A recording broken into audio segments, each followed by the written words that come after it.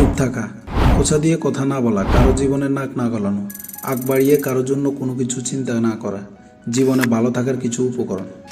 স্বল্পভাষী কিংবা কম কথা বলা মানুষের উত্তম গুণগুলোর মধ্যে অন্যতম। কম কথা বলার কারণে মানুষ বেশিরভাগ সময় বিভিন্ন বিপদ থেকে বেঁচে যায়। পক্ষান্তরে বেশি কথা বলা কিংবা অহেতুক কাজের কারণে মানুষ বিভিন্ন বিপদে পড়ে। চুপ থাকার মাধ্যমে ইহকালীন কল্যাণ ও পরকালীন মুক্তি পাওয়া যায়। চুপ থাকাটা পরিশ্রমহীন এক উত্তম ইবাদত। যদি সমাজের হানাহানি, মারামারি ও হিংসা বিদ্বেষের কারণগুলো খুঁজতে যাই, তাহলে দেখা যাবে অনর্থক কথাবার্তা ও কাজে জড়ানোর কারণে এগুলো হয়। অনিয়ন্ত্রিত লাগামহীন কথাবার্তা ঝগড়াঝাটির মূল কারণ। তাই আপনি যদি কথা বেশি বলা মানুষ হয়ে থাকেন, তাহলে কথা কম বলে চুপ থাকার চেষ্টা করুন। যে কোনো কথার আগে নিজেকে জিজ্ঞেস করুন, এটি কি প্রয়োজনীয়? যদি না হয় তবে চুপ থাকুন, কারণ আপনার বেশি কথা বলাই আপনার সবচেয়ে বড় ক্ষতির কারণ হয়ে দাঁড়াচ্ছে। যে কোনো পরিস্থিতিতে কথা বলার আগে গভীরভাবে শ্বাস নিন এবং ভাবুন কথা বলা ক্ষতির বেশি নাকি লাভ বেশি। যদি ক্ষতি বেশি মনে হয়, তাহলে ওখানে কথা বলার দরকার নাই আপনার। অন্যের কথা মনোযোগ দিয়ে শোনার অভ্যাস গড়ে তুলুন। এতে আপনি স্বাভাবিকভাবে কম কথা বলবেন। পড়াশোনা, লেখালেখি বা অন্য কোনো কাজে নিজেকে ব্যস্ত রাখুন। এতে অপ্রয়োজনীয় কথা বলা কমে যাবে। নিজের মনের ভিতরে চিন্তা করুন এবং যে কথাগুলো বলতে চাচ্ছেন তা মনের মধ্যে বারবার বিশ্লেষণ করুন। চুপ থাকা একটা শক্তিশালী গুণ। এটি আপনার ব্যক্তিত্ব আরও দৃঢ় করবে।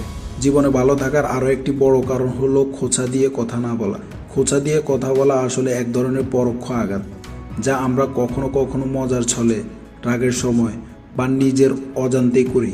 এটি সামনের মানুষটির মানসিক শান্তি ও আত্মবিশ্বাসের উপর নেতিবাচক প্রভাব ফেলে। অনেক সময় আমরা ভাবি, আমি তো শুধু মজা করলাম, কিন্তু আপনি কি জানেন সেই কথাগুলো অন্যের মনে গভীর দাগ কাটতে পারে। খোঁচা দিয়ে কথা বলার ক্ষতিকর দিক অনেক। যেমন খোঁচা দেওয়া কথা শুনে মানুষ নিজেকে অপমানিত মনে করে। এর ফলে মানুষ আপনার সঙ্গে কথা বলতে বা মিশতে অস্বস্তি বোধ করে। মানুষের সাথে আপনার সম্পর্কের দূরত্ব তৈরি হবে। মানুষ আপনাকে ঘৃণা ও অসম্মান করবে, যা আপনার ব্যক্তিত্বকে নষ্ট করে দেবে। আপনি একটা মানুষকে খোঁচা দিয়ে কোনো মুহূর্ত হাসিল করতে পারবেন না, বরং মানুষটির কাছে ঘৃণার পাত্র হয়ে যাবেন।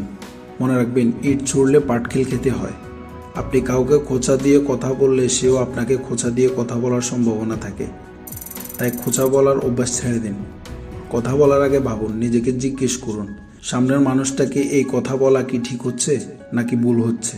কখনো কখনো সামনের মানুষটির পরিস্থিতি বা মনের অবস্থা না জেনে আপনি যদি মজা করেও খোঁচা দিয়ে কথা বলেন, তাহলেও সেটা খুব ভুলভাবে নিতে পারে মানুষ। তাই প্রশংসাসূচক ও ইতিবাচক ভাষা ব্যবহার করার অভ্যাস গড়ে তুলুন। যদি আপনার রাগ বা হতাশা থেকে খোঁচা দেওয়ার প্রবণতা আসে, তাহলে কথা বলার আগে 5 থেকে 10 সেকেন্ড সময় নিন। একটা কথা মনে রাখবেন, তিক্ততা কোনোদিনও ভালো কিছু বয়ে আনে না। খোঁচা দিয়ে কথা না বলে উল্টো তাদেরকে সহমতমূলক কথা বলতে পারেন। ধরুন কেউ তার কাজ নিয়ে খুব চেষ্টা করছে কিন্তু সাফল্য পাচ্ছে না। আপনি যদি বলেন, তোর দ্বারা তো কিছুই হবে না, এটা তার আত্মবিশ্বাস ধ্বংস করে দিবে। বরং আপনি তাকে বলতে পারেন, তুই চেষ্টা করছিস, এটা ভালো, একটু সময় নিয়ে ভেবে দেখ তোর কিভাবে আরো ভালো করা যায়, আমি তোকে সাহায্য করব। মনে রাখবেন, খোঁচা দেওয়া পরিবর্তে উৎসাহ দিতে শিখুন। আপনার একটি সুন্দর কথা কারো দিন বদলে দিতে পারে।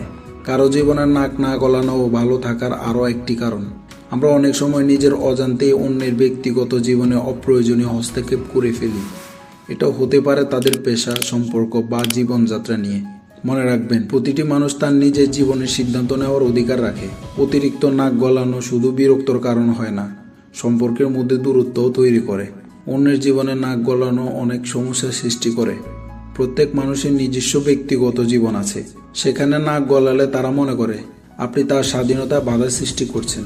তাহলে আপনার প্রতি তার বিশ্বাসের অভাব তৈরি হবে। কেউ যদি বারবার অনুভব করে যে তার সিদ্ধান্ত নিয়ে আপনি প্রশ্ন করছেন, তাহলে সে আপনার প্রতি মনোক্ষুণ্ণ হবে। অপ্রাসঙ্গিক ধারণা তৈরি হবে। আমরা অনেক সময় ভুলভাবে ধরেই নিই যে অন্যরা আমাদের পরামর্শ চাচ্ছে, কিন্তু আসলে সেটা সত্যি নয়। তাই এই অভ্যাস ছেড়ে দিন। নিজেকে প্রশ্ন করুন, আমার এই বিষয়ে কথা বলার প্রয়োজন আছে কি? যদি উত্তর না হয়, তাহলে চুপ থাকুন। পরামর্শ দেওয়ার সময় বুঝুন, কারো যদি সত্যি আপনার পরামর্শ প্রয়োজন হয়, তবে সে নিজে থেকেই চাইবে। সীমারেখা বজায় রাখুন। অন্যের জীবনে সীমারেখার গুরুত্ব বুঝুন এবং তাদের ব্যক্তিগত জায়গাকে সম্মান দিন। আপনার কাজে মন দিন। অন্যের বিষয়ে নাক গলানোর বদলে নিজের কাজ ও উন্নতির দিকে মনোযোগ দিন। এখন যদি আপনার একজন বন্ধু তার চাকরি নিয়ে স্ট্রাগল করে, তাহলে আপনি যদি তাকে জিজ্ঞেস করেন, তুই যে চাকরি নিয়ে এত স্ট্রাগল করছিস, এতে তুই সফল হবি না, এই কথাটা তাকে বিব্রত করতে পারে। বরং আপনি বলতে পারেন, যদি তোর কোনো সাহায্য দরকার হয় তাহলে আমাকে জানাস, আমি চেষ্টা করব তোকে সাপোর্ট করার। মনে রাখুন, প্রত্যেকে তার নিজের জীবন চালানোর অধিকার রাখে। আপনি যতটা সম্মান দিবেন, ততটাই বিশ্বাস ও ভালোবাসা অর্জন করবেন। আগ বাড়িয়ে কারোর জন্য কিছু ভাববেন না, এটাও ভালো থাকার আরও একটি ভালো উপকরণ। আমরা অনেক সময় নিজের দৃষ্টিকোণ থেকে অন্যদের জীবন বা কাজ নিয়ে আগ বাড়িয়ে ধারণা করে নিই, কিন্তু প্রত্যেক মানুষের চিন্তা, অনুভূতি ও পরিস্থিতি আলাদা। তাই আগ বাড়িয়ে ভাবা বা সিদ্ধান্ত নেওয়া ভুল বোঝাবুঝি জন্ম দেয়। আগ বাড়িয়ে কিছু ভাবা ক্ষতিকর দিক অনেক। যে কোনো বিষয়ে আগ বাড়িয়ে কিছু ভাবা ঠিক নয়। যে কোনো বিষয় আপনি যদি আগ বাড়িয়ে কিছু ভাবেন, তাহলে আসল সত্যটা বোঝার সুযোগ নষ্ট হয়ে যাবে। এর ফলে অনেকের সাথে আপনার সম্পর্ক নষ্ট হয়ে যেতে পারে।